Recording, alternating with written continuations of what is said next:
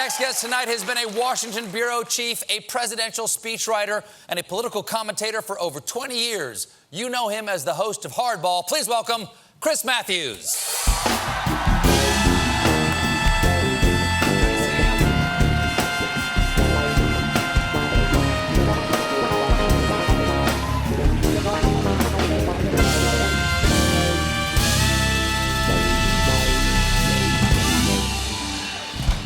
Thanks for coming back. Ha! I'm back. Last time we spoke, yes, sir, was right around the inaugural, January of 2017. Yeah. And we were speculating about the next 9 to 10 months, and here we are again. And I said to you before you left, come back when we have something on the books. Yeah. What do you see, as somebody who's covered politics and been in politics, what do we have on the books now? Well, I think this Halloween, America's coming as Donald Trump, which is pretty scary. Mm-hmm. And he represents the United States He has now. become the symbol of our country to the world, and it's pretty frightening. And I think the world that always sort of resented us and was jealous of us now feels a little sorry for us. You know, I really think that times have changed. And by the way, don't you get the sense, although he's a little neater than Columbo, did this guy Mueller's like Columbo? Like, just one more question, just one more question, you know?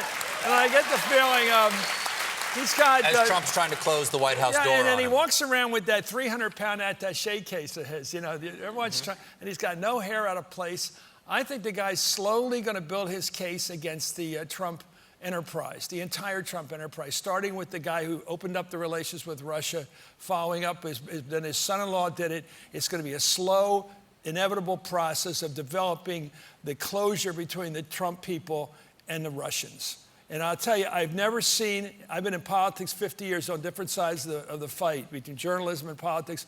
I've never met a Russian. I've never had anything to do with a Russian. There's nothing wrong with Russians as individuals, but this is the strangest administration. Every time a name comes up, Carter Page, who's sort of the Cato Kalin of this case, he shows up. He doesn't do anything, he's just there. And this guy Manafort, who has all these Russian connections, and Roger Stone has all the Russian, and Michael Flynn's over there having dinner with Vladimir, and even, what is the Russian connection? Why is it always, it was like Jackie Mason talking about the OJ case you were talking about earlier. What's this walking through the blood, around the blood, in the blood? Why is there always a Russian involved? Well, now that people have been indicted. I do not understand the affinity this guy seems to have. It may go down in history as the Russians had nothing left after the end of the Cold War. All they had left was the security system, the KGB, which they renamed, and a lot of gas, a lot of oil and gas they wanted to sell us. So they hired a lot of lobbyists like Manafort, all kinds of money pouring in the door, trying to influence our elections so that we'll end the sanctions against them, we'll start buying fossil fuel again, stop talking about climate change, and they'll be back in business again as the world's gas station.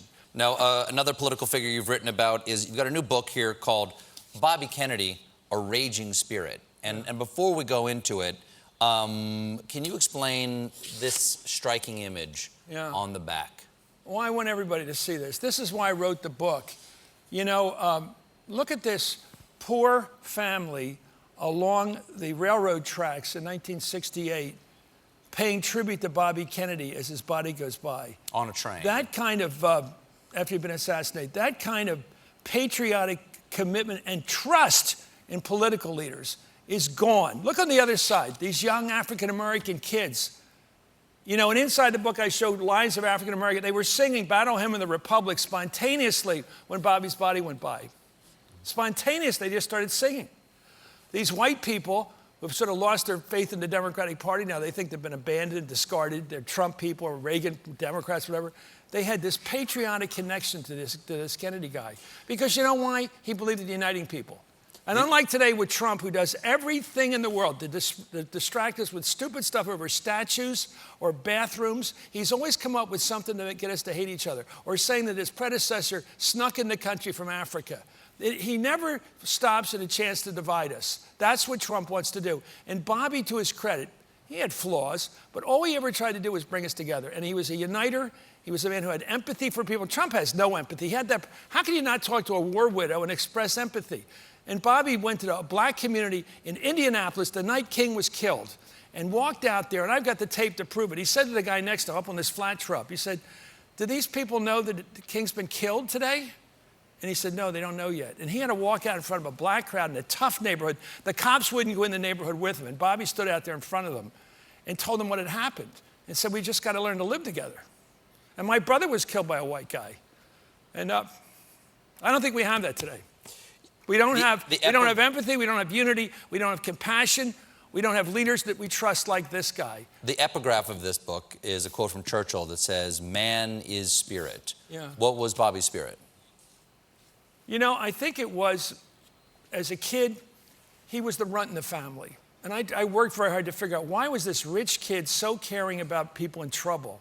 Minorities, all kinds of people. American Indians, he cared about the white Appalachian people, the poor whites in the country. He was the small kid in the family. And you know, I think a lot of life is birth order when you're a kid and where you fit in the family. He was the runt. He was 5'8". His brothers were these big, tall, good-looking guys, 6 feet tall. The father was always rooting for the oldest guy to be his presidential candidate. And he called the kid to his face, you're a runt.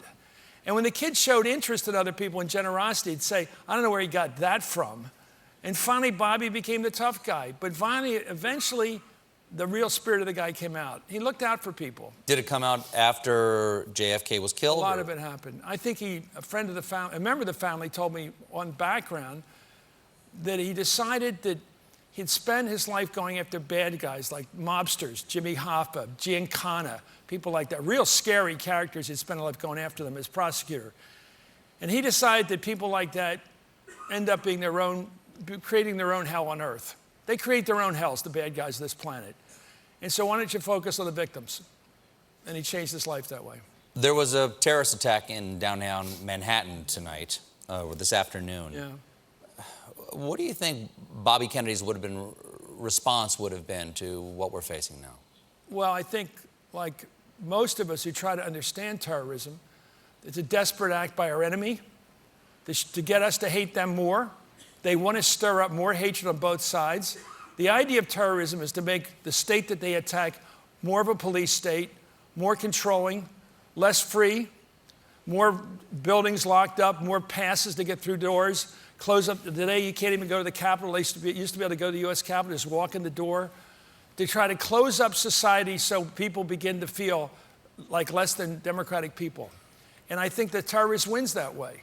And so what you have to do is recognize it's a terrorist act, it's an act of hatred, but its real purpose is to turn the society they attack into a police state. Well, thank you for this book. I